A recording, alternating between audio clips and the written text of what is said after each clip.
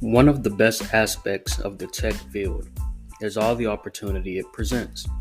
There's multiple jobs to choose from and multiple companies or organizations you can work for. In this episode, I speak one-on-one with Tamia Barnes, a professional computer scientist for the U.S. Air Force.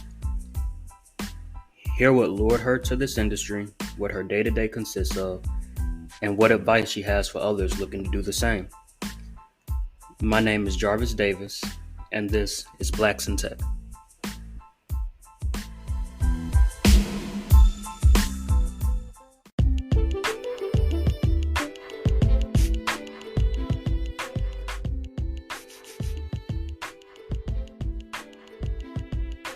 So, Tamia, first question I'd like to ask my guests is, why and how did you get into the tech field? Well, first off, thank you for having me. So, one of my inspirations was my dad. He did information systems, and he worked for Allstate. And so, when I was young, I was kind of like introduced. I was kind of introduced to that young, and I kind of knew that I kind of wanted to be somewhere in the tech field. So when I got to high school, I decided to join like a computer class, and it taught me like the basis of like web development. And you're currently in computer science for the U.S. Air Force, correct? Correct. That is correct. What responsibilities come with that? Whew. Don't say anything that's gonna get you in trouble. Right. So just basically, I guess I can talk about the languages I mostly use. So like Java, JavaScript, HTML, SQL. Because when I originally got the job, they kind of wanted to train someone to become a full stack developer.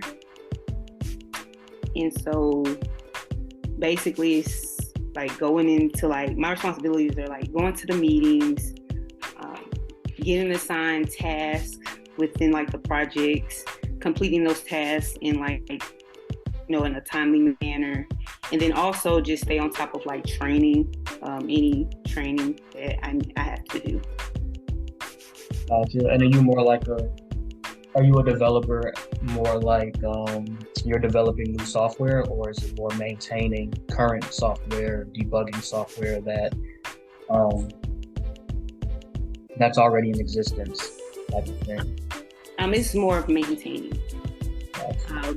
So not trying to say too much, but I work with like a web application, so it's just pretty much just updating, fixing certain bugs, coming up with new ideas, how to make something more functional, make it easy. So things like that, just updating what's already there, which makes it easy. Right.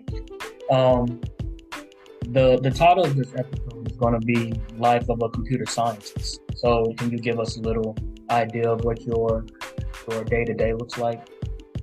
Like you wake up, what time, go in, and just from there. Sure. So my day-to-day, I wake up, I'm supposed to be at work by 7:30, so my schedule is like 7:30 to 3:30, and I chose that time. So one thing about being a computer science is it's a lot of flexibility. Now, another thing with my job is right now we're mostly remotely. So I only go in like once a week. And when I do go in once a week, I will go in, and that certain day, which will be Wednesday for me, we have meetings. So we have like a general meeting, and then maybe depending on which team I'm on at the time, we'll have like a team meeting just to go over, what we're doing at the moment. So I can say this as a computer scientist, I don't code every day. I know a lot of people think like, when I get to the job, I code all the time. I code for a whole 8 hours. No, you don't. Well, I don't. So when I go into work, I look through my emails, go to any meetings that I have, just look at my schedule. So if I'm assigned to like a certain task within a project, I will go over those tasks and kind of like prep. So I'll read like what the customer is asking. And so I just kind of, computer computer science, it's a lot of documentation as well. So it's not just coding. You also need to know how to document, what you're coding. So yeah, that's pretty much it. So I'll just like prep, document like how I'm going to do something, maybe have like a quick meeting with my supervisor to ask her like, hey, do you think this is a good idea? Should I do it this way? Being in computer science, you can be creative. When you go into the job, your supervisor can give you like instructions on exactly how to do something, but you can put your own twist to it as long as it works and as long as it's functional. And and then some days, like if I don't want to code or I want to take a little break, I kind of do trainings. So we have to do a certain amount of trainings for each month. So I just make sure I get my trainings in. But I pretty much document everything I do every day, just so my supervisor can look at it to see what I've done that day. So it's a lot of flexibility. Yeah, I on that note, with you only going into the office once a week, I have a question for you. Would you like going into the office or teleworking more? This is just personal. I'm just curious. I would have to say I love teleworking more. It's just me getting up. I know people say like to be motivated to go to work. Some people telework and they still dress up like they're going to work. Me, I'm not going to do all that. I'm just going to wake up, do my normal, routine for the morning, and I log in. I have the luxury of getting up at the last minute and just walking to my computer and logging in. So I do enjoy that more. But since COVID happened, you do get tired of being cooped up in the house, and you do want to, although we have ways that we can communicate with our team, it does feel good to see people face to face and actually interact with them. So it's a love-hate relationship, but I'm more of team telework for sure. Right. I'm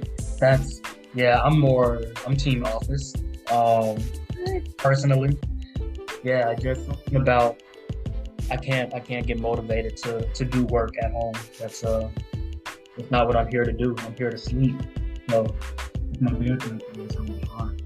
Right, and I can't agree with that because I do feel some urge of motivation, and I do feel like energized because, me as a female, I like to dress up when I go to work. So when I put on my best suit or my best, put on my best and I go to work, I feel motivated to do my work. I feel good. So I do understand that as well.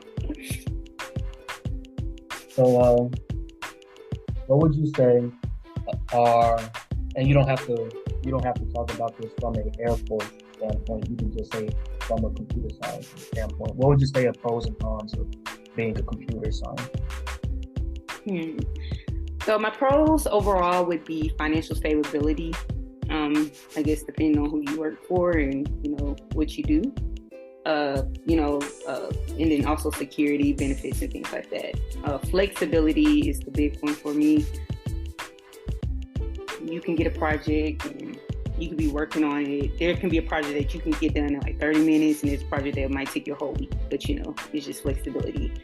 Having like a comfortable environment as well, that's a good pro.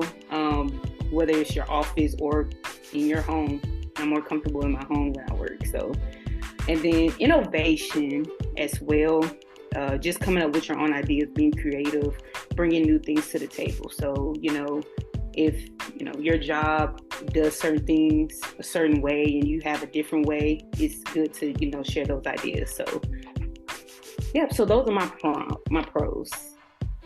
Right. You can also go in your team everywhere. Every company needs a software developer. Right.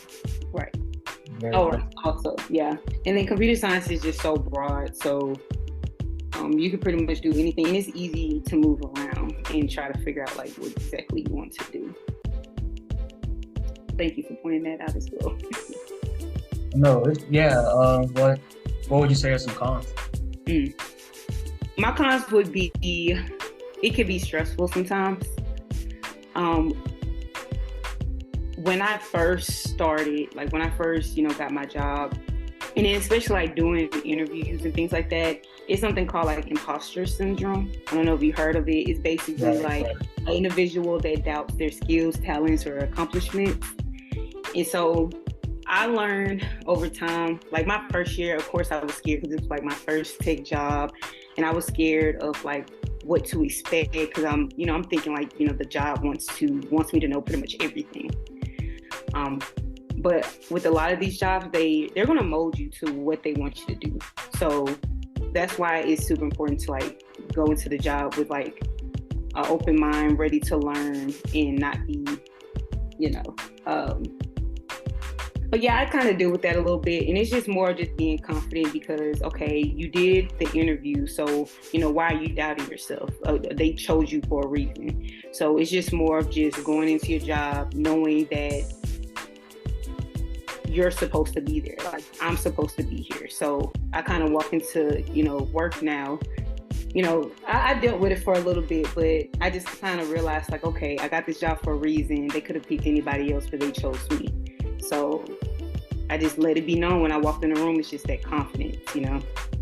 Right. I feel like that's something every um, most individuals go through, especially those coming out of college, Yes. and especially those going into tech jobs because the learning gap between like college and the pros is so huge.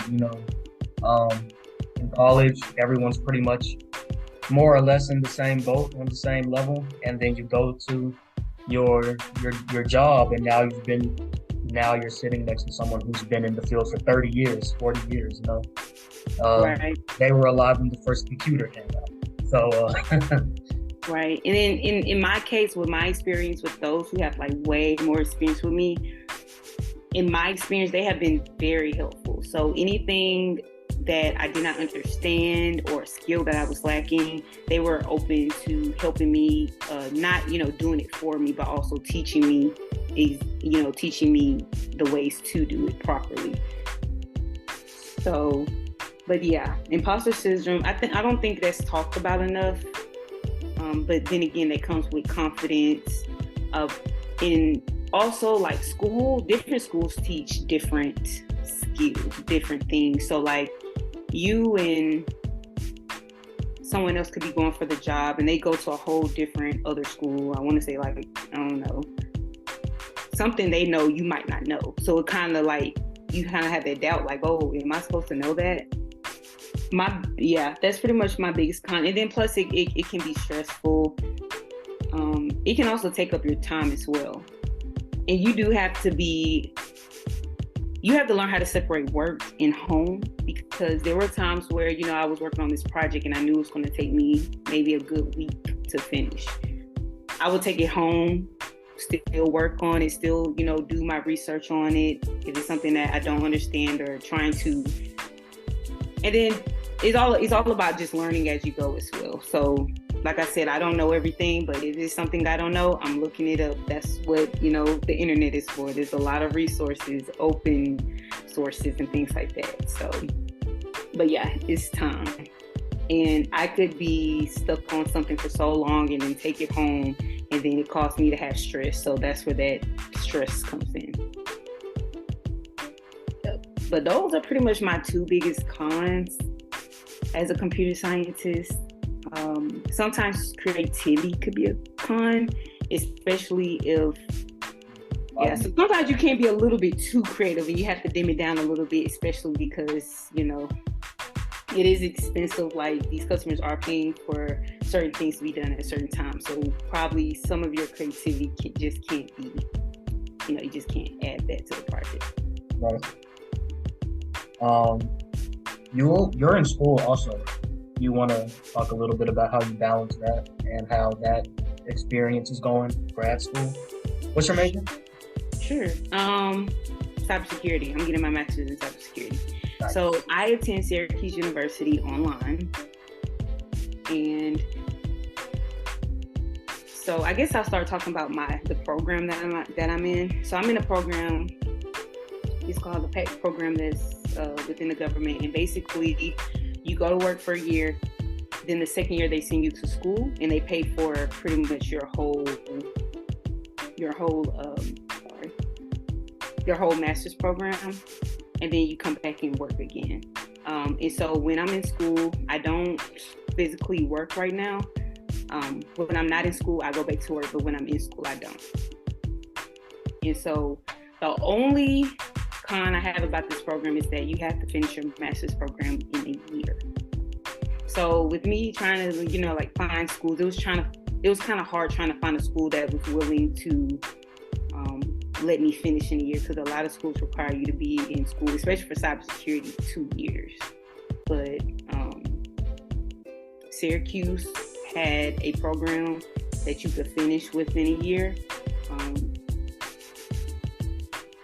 So I'm full-time. I'll take 2 classes or I'll take 3 classes at a time. When I first started, it was hard at first because it was just like balancing 2 heavy classes. But I guess that's the reason why we don't work physically, because they want all your energy into school. But other than that, basically my day-to-day classes would be, they pretty much teach you online, and you pretty much have to watch the video for that week. Like, it's like a couple of videos that teach you a certain skill. And so then we have live classes once a week, just to discuss like what we learned from those videos. And then we'll have like homework, or we might have a project, just depending on what class you take. So in grad school, you're going to have a lot of group projects. So if you're not the type to like to work in a group, oh well, because when you go to grad school, that's what majority of it is. Yeah, but preparing you for the industry. You're very rarely going to be working on anything by yourself in the industry. Right. Yeah, I was shocked when I was in a software engineer class, and basically we had to write a paper, and it was a group paper. I never had to write a group paper. Like, how do you even do that? Right. I get the whole project thing. Everybody writes their code. There's certain tasks. They write their code, and everything gets put together. But a lot of people have different ways to write their papers. I'm different. Like, the way I write my papers is like, I'll freely write. I write like what's on my mind, do a little research, I write. Then I go back and edit and take things out and add things in. But there's some people that likes to make a whole outline and things like that. So it was different for me because I had to do it that way. That was the only way it was going to be organized, is to make an outline and tell people, okay, right, this is the section you write about. So yeah, group projects, I hate those so much. But yeah, that's an experience. Right. So you had a year. How long has it been? How much longer do you have? It has only been. No, I started in June. So it's only been like 5-6 months now, and so I will be finished May 2023. So yeah, finishing grad school is possible, but it is definitely a headache. So a lot of schools don't recommend it, but in my case, I'm not working, so that's where all my efforts go. Congratulations in advance. Thank you. Super excited.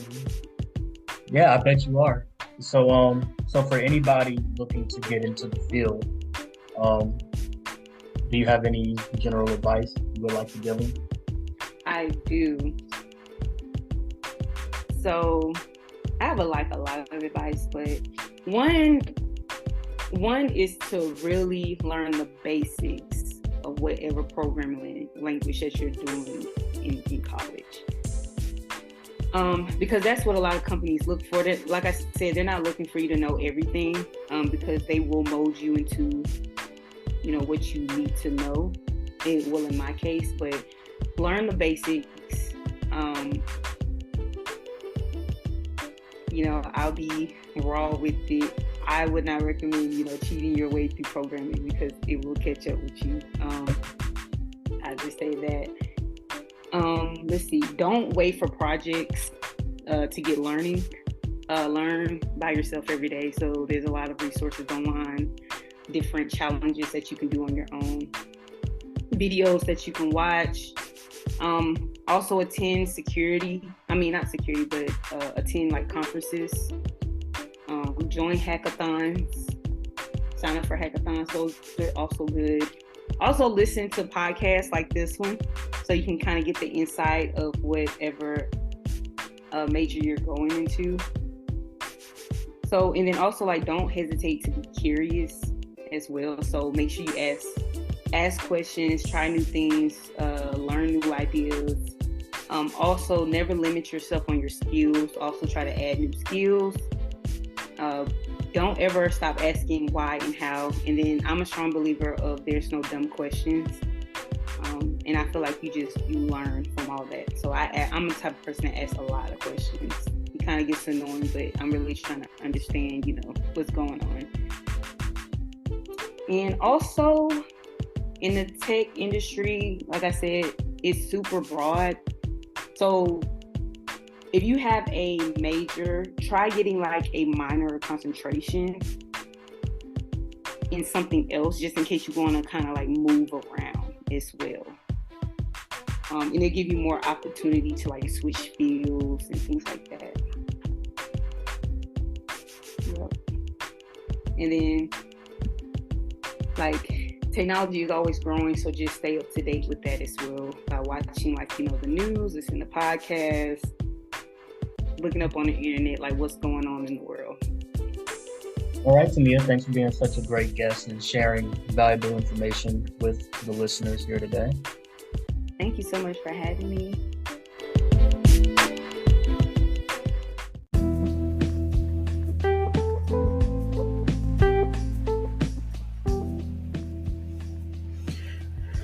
Thanks for listening. If you enjoyed this episode and want to support the podcast, there's 3 ways you can do so. 1, share this episode with everyone you think needs to hear it. 2, subscribe so you don't miss any future videos from the podcast by hitting that follow button and the bell for notifications for when a new episode is dropped. And 3, you can donate to the podcast by clicking the link in the description and visiting our website. This is Blacks in Tech. And remember, representation starts with us.